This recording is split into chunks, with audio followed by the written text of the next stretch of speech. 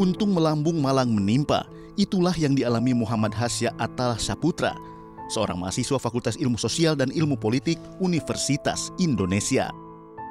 Hasya tewas akibat kecelakaan yang melibatkan seorang purnawirawan polisi berpangkat AKBP berinisial E. Hanya seorang mahasiswa yang ibu bapaknya bukan apa-apa, ditabrak dan ditindas dengan seseorang, entah itu siapa. Mungkinkah anak kami yang dijadikan tersangka? Tangis ibunda Hasya pecah saat mengetahui anaknya yang telah meninggal dijadikan tersangka. Kecelakaan maut yang merenggut nyawa Hasya terjadi pada Kamis 6 Oktober 2022 lalu di Jalan Srengseng Sawah, Jakarta Selatan. 3 bulan berselang, tepatnya pada 27 Januari 2023, di Telantas Polda Metro Jaya menetapkan korban Muhammad Hasya sebagai tersangka. Polisi menyebut Hasya lalai dalam mengemudikan kendaraannya hingga menyebabkan meninggal dunia. Jadi penyebabnya ya Muhammad Hasan sendiri. Kenapa jadikan tersangka ini gitu? Dia kan yang menyebabkan karena kelalaiannya menghilangkan nyawa orang lain dan dirinya sendiri kan gini. Ini kan karena kelalaiannya dia sendiri. Si Muhammad Hasan ini sehingga dia meninggal dunia. Penetapan Hasya sebagai tersangka mengundang keprihatinan Indonesia Police Watch (IPW). Ketua IPW Sugeng Teguh Santono menyebut Hasya sebagai korban ganda atau double victim. Fenomena itu kan bisa dibilang sebagai double victim ya. Korban ganda. Setelah dia mati, keluarganya bersedih, sedang mencari keadilan, mentok sana mentok sini, dan dia adalah korban, tiba-tiba dilabel sebagai tersangka. Itu sakit hati loh. Inilah yang sebetulnya satu rasa keadilan yang dikesampingkan atau polisi tidak sensitif.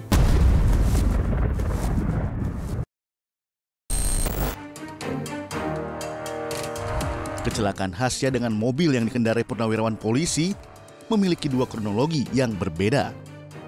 Versi keluarga menyebutkan kecelakaan terjadi saat Hasya pulang dari kampus menuju Indekos. Dalam perjalanan terdapat seorang pengendara motor yang tiba-tiba berbelok ke kanan hingga Hasya ngerem mendadak dan terjatuh ke kanan. Dari arah berlawanan, mobil dengan plat B2447RFS tak bisa mengelak sehingga menabrak dan melindas Hasya yang terjatuh sebelumnya. Sementara kronologis versi polisi menyebutkan Hasya mengalami kecelakaan saat berkendara dengan kecepatan 60 km per jam, di mana keadaan jalan licin dan hujan agak gerimis. Hasya melakukan pengereman mendadak untuk menghindari genangan air di lokasi kejadian. Hasya tidak bisa mengendalikan kendaraannya lalu terjatuh. Berbarengan di arah yang berlawanan, tengah melintasnya mobil dengan plat B2447RFS, sehingga menabrak dan melindas Hasya yang terjatuh sebelumnya. Tak hanya menetapkan Hasya menjadi tersangka, polisi juga menghentikan kasus tersebut dengan dalih kasusnya telah kadaluarsa, tidak cukup bukti dan tersangka sudah meninggal. Ikatan Alumni Universitas Indonesia ILUNI yang juga sebagai tim kuasa hukum keluarga korban menduga ada kejanggalan di balik penetapan status tersangka Hasya. ILUNI juga mempertanyakan proses penyelidikan oleh pihak kepolisian. Kemudian masalah transparansi, asas transparansi bahwa penyidikan ini, pemeriksaan polisi ini harus dilakukan dengan transparan.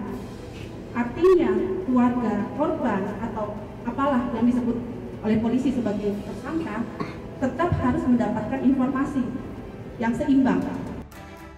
Mengetahui nyawa Hasya tidak sempat tertolong, orang tua Hasya memutuskan untuk melakukan visum terhadap anaknya guna menjadi alat bukti dalam proses hukum yang bakal ditempuh. Malam itu juga sekitar jam 12 sampai jam 1 lah ya, itu dibawa ke Fatmawati, kemudian kami visum di Fatmawati. Namun hasil visum Hasya hingga kini belum diterima keluarga.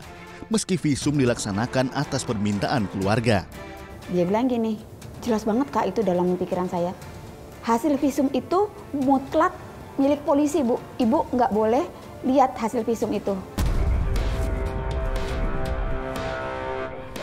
Kekecewaan lain juga diungkapkan orang tua Hasya ketika bertemu dengan purnawirawan polisi sesaat setelah kecelakaan itu terjadi.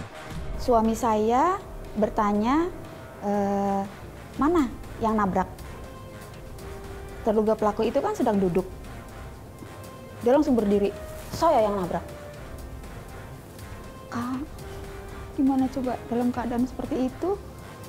Wajarlah kalau kami yang sedang panik, sedang itu digituin malah kayak tersulut api gitu kan.